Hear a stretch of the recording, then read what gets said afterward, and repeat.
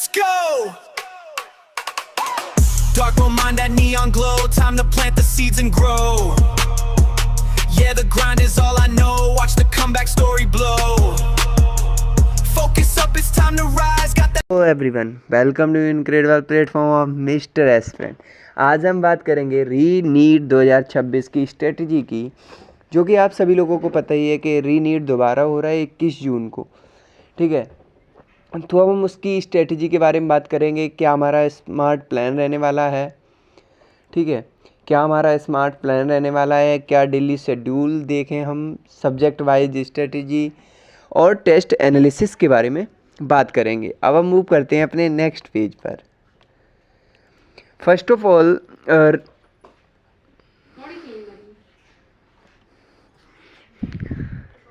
री NEET 2026 master strategy complete 20 दिन का जो प्लान रहने वाला है हमारा। इसमें क्या है, पूरा एक्शन प्लान है। अपनी मेडिकल सीट कंफर्म कैसे करें, पक्की जीत, री नीट एग्ज़ाम का क्रैक करने के लिए अल्टीमेट स्ट्रेटजी के गाइड करेंगे। फिर हम आगे चलते हैं, re NEET rules plus NTA schedule के बारे में बात करेंगे। यहाँ पे हम सबसे पहले डी डे यानी कि डे टाइमिंग क्या रहने वाली है हमारी।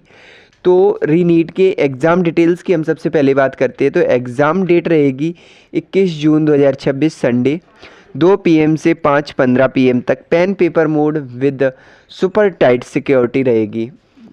इसमें लिखा हुआ है कि अपना पुराना एडमिट कार्ड और रोल नंबर ही वैलिड रहेगा, कोई नया रजिस्ट्रेशन फॉर्म नहीं भरना है। ठीक है, फिर सिलेबस एंड पैटर्न का क्या रहेगा, no new dynamic changes, syllabus में कोई चेंज नहीं आया। सिलेबस और एग्ज़ाम पैटर्न बिल्कुल सेम रहेगा। इस बार बायोमेट्रिक वेरिफिकेशन और CCTV सर्विलेंस बहुत टाइट होने वाली है। ठीक है, तो नेगेटिव मार्किंग -1 से बचने के लिए गैस वर्क बंद करो और एक्यूरेसी ही सिलेक्शन दिलाएगी। फिर बायोलॉजी NCERT सुप्रीम फोकस आपको करें। जैसे कि बायोलॉजी में किल जोन क्या है, यहाँ पे किल जोन बायोलॉजी में जो मैंने लिखी है, जेनेटिक्स एंड प्लांट सिस्टम्स में किल जोन सबसे ज़्यादा है, क्योंकि जेनेटिक्स के जो हैं वो 10 क्वेश्चंस और बायोटेक्नोलॉजी के 9 क्वेश्चंस पूरे पेपर को डोमिनेट करते हैं। NCERT डायग्राम्स और फैमिली चार्ट्स को अच्छे से ध्यान से पढ़ो।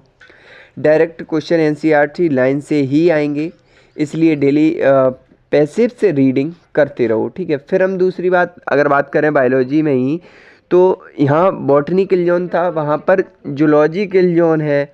तो जूलॉजी किल जोन में सबसे पहला तो ह्यूमन साइकोलॉजी एंड एनिमिलिया होता है। तो वहाँ पे क्या हुआ है कि ह्यूमन फिलोसफी के 10 क्वेश्चंस और एनिमल किंगडम के 5 क्वेश्चन को बार बार रिवाइज करो। ठीक है, क्योंकि इससे इतना क्वेश्चन आएगा। फिर हॉनरेबल फीडबैक पाथवे को कॉपी में ड्रॉ करके याद करो। डायग्रामेटिक क्वेश्चंस को बिल्कुल मिस मत करना। जूलॉजी में इजीली फुल मार्क्स स्कोर हो सकते हैं, बिल्कुल हो सकते हैं।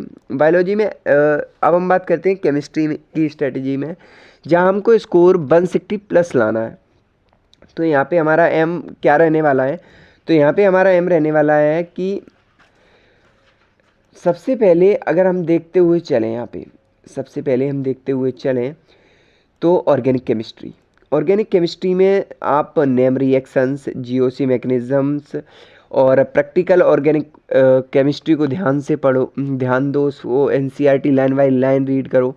सारी नेम रिएक्शंस की एक अलग से सीट बना लो, बनाकर रूम पर चिपका लो। देखो, ऐसा करते हैं कि आप मिस्टर एस्पिरेंट ऑफिशियल चैनल है टेलीग्राम का, उसका लिंक और व्हाट्सएप चैनल दोनों का लिंक मैं डिस्क्रिप्शन में दे दूंगा।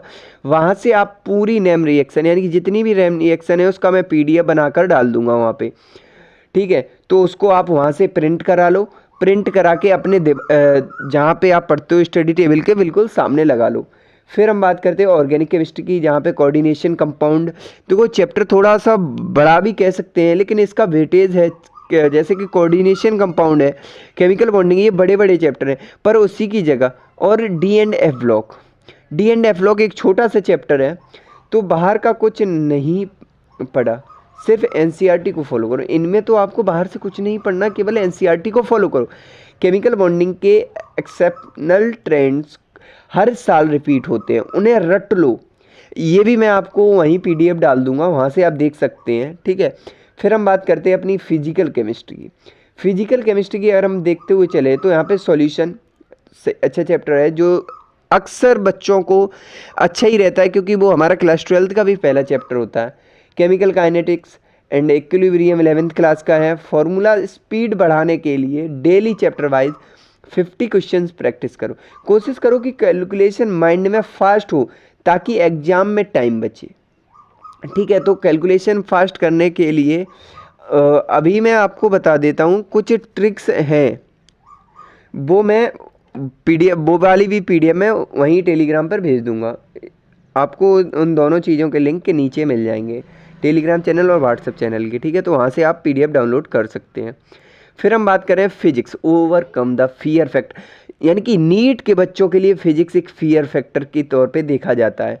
तो देखो यहाँ पे क्या है, 12th क्लास का इजी स्कोर कहाँ पे रहता है, इलेक्ट्रोडायनेमिक्स और ऑप्टिक्स के बीच में इजी स्कोर रहता है। जैसे कि करंट इलेक्ट्रिसिटी से 4 क्वेश्चंस आते हैं, इलेक्ट्रोस्टैटिक से 4 क्वेश्चंस आते हैं, रे ऑप्टिक्स से 3 क्वेश्चंस आते हैं। तो हाई वेटेज भी है, रिपीटेटिव फार्मूलाज भी हैं और डायरेक्ट एप्लीकेशंस आते हैं। तो प्रीवियस ईयर क्वेश्चंस को सॉल्यूशन देखें, बिना खुद से सॉल्व करने की आदत डालो, ठीक है। तो खुद से सॉल्व करने की आदत डालोगे तो वहाँ पर भी आपसे जल्दी क्वेश्चन सॉल्व होंगे। मॉडर्न फिजिक्स एंड यूनिट्स की बात करें तो ये हाई वेटेज चैप्टर हैं, जैसे कि सेमीकंडक्टर हुआ, ड्यूल नेचर हुआ, एटम्स हुआ, न्यूक्लियाई हुआ। ये छोटे चैप्टर्स हैं और कम मेहनत में सीधा 30 नंबर दे सकते हैं। इन चैप्टर को छोड़ना, ये अपनी परसेंटाइल्स को बहुत ऊपर ले जाएंगे, ये आपकी परसेंटाइल को बहुत ऊपर ले जाएंगे। आप इन चैप्टर को बिल्कुल मत छोड़ना, ठीक है। अब हम आगे बढ़ते हैं तो इसी में तो यहाँ हम क्या बात करने वाले हैं कि 20 डे इमरजेंसी टाइमलाइन प्लान। सबसे पहले 1 से 7 दिन में हम जो अपने बिल्कुल रिवीजन का प्लान बता रहे हैं आपको।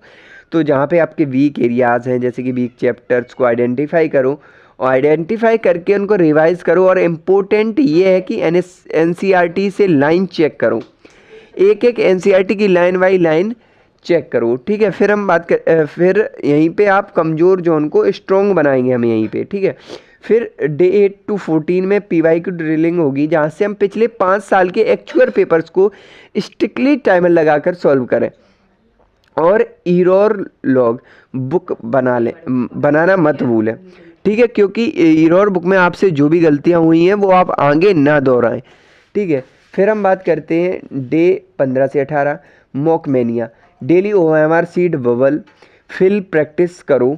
एग्ज़ाम 2 PM से 5:15 PM तक है, तो दोपहर के टाइम में एक्टिव रहना और इसी टाइम में रिकॉल, अपनी एक चीज़ को रिकॉल कर पाओगे अगर आप डेली के डेली वो करोगे, मॉक मैनिया दोगे। यानी कि मैनिया इन द सेंस अगर आपको किसी भी चीज़ की आदत लग जाए, ठीक है, तो आपको 15 से 18 दिन यानी 3-4 दिन आदत सी लगानी है मॉक टेस्ट की। फिर हम डे 90 to 20 बात करेंगे। काम एंड रिकॉल रह के टेंशन बिल्कुल नहीं लेनी है, सिर्फ फार्मूला शीट्स देखनी है और रिलैक्सेशन स्कैन करो, ठीक है। दिमाग को शांत और फ्रेश रखो। इसका मैं देखो आपको पूरा शेड्यूल बनाकर व्हाट्सएप चैनल पर अपलोड कर दूंगा, जो आप देख सकते हैं कि बिल्कुल शेड्यूल में आपको क्या करना है, कब क्या करना है, कितना PYQ देना है, ठीक है, कितना। और अगर किसी भी चीज़ की आपको ज़रूरत पड़े तो नीचे कमेंट बॉक्स में टाइप करना। फिर हम बात करते हैं स्मार्ट 14 आवर रिवीजन ब्लॉक। यानी कि देखिए आपको स्मार्टली ही रिवीजन करना पड़ेगा। सबसे पहले फर्स्ट पॉइंट में हम देखते हैं अर्ली मॉर्निंग ब्लॉक में 6 AM से 9 AM बायो एक्टिव रिकॉल और रॉ NCERT रीडिंग। जब ब्रेन फुल्ली फ्रेश होता है तब आप इससे पढ़ें, बायो को रिकॉल करें, ठीक है। सुबह mood fresh, pure biology retention के बाद सबसे बेस्ट है कि मिड डे ब्लॉक में अगर आप देखें तो मैंने आपके पूरे दिन को 4 में डिवाइड किया है, 4 ब्लॉक्स में। तो पहला हो गया अर्ली मॉर्निंग, फिर दूसरा होगा मिड डे ब्लॉक यानी कि 11 AM से 2 AM। केमिस्ट्री रिएक्शन मैकेनिज्म और फिजिकल केमिस्ट्री के न्यूमेरिकल प्रैक्टिस करो। इस टाइम में मैथमेटिकल सॉल्विंग दिमाग को लेजी नहीं होने देती है, ठीक है। फिर हम चलते हैं अपने तीसरे ब्लॉक में, जहाँ रियल एग्जाम स्लॉट होगा 2 AM से 5:15 PM तक।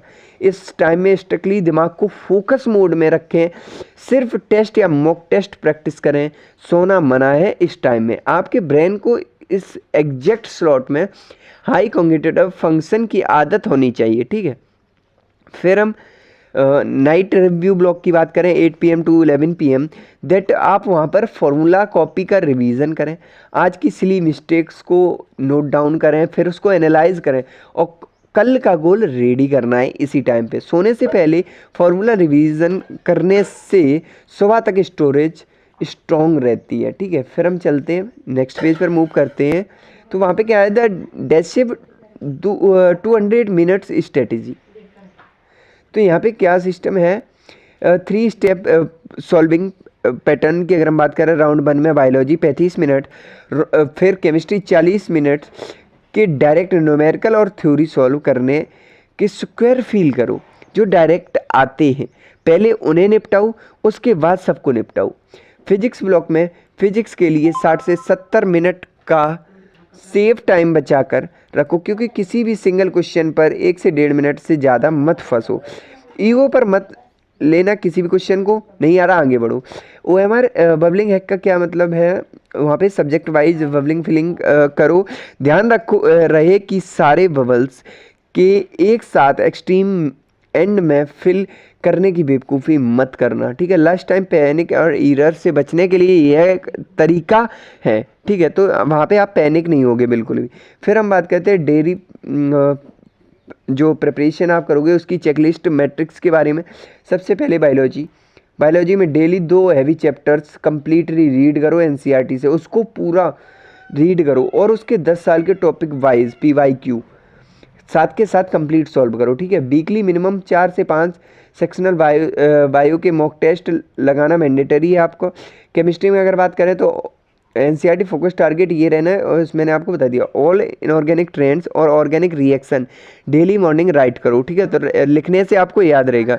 दूसरे PYQ सॉल्विंग में सॉल्यूशन और कैलकुलेशन के लिए डेली 50 यूनिक क्वेश्चन लाओ, हफ्ते में 2 बार फुल सिलेबस टेस्ट के साथ डिटेल एनालिसिस मस्ट है, आपको करना ही करना है। फिजिक्स में हम बात करें तो फॉर्मूला चेकबुक्स और conceptual shorts notes quickly scan करो। स्कैन का मतलब क्विकली पढ़ो उनको, ठीक है। मेंस लेवल्स और past 5 year NEET questions back to back complete करो। हर तीसरे दिन पूरे फिजिक्स ब्लॉक का 3 आवर स्पीड टेस्ट दो, ठीक है।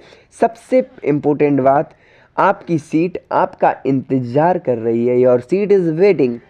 थक कर मत बैठो मेरे यार, री नीट आखिरी मौका है अपने सपनों को सच करने का। सारे डिस्ट्रैक्शन, सोशल मीडिया और फालतू की टेंशन को 20 दिन के लिए लॉक करके रखो और अपना स्टेथोस्कोप लेकर ही लौटेगा। टारगेट 680+ मार्क्स, ठीक है। यहाँ तक इतना आपका टारगेट रहने वाला है। Thank you everyone for your precious time. All the best for your journey ahead. Believe in your self, you can do it.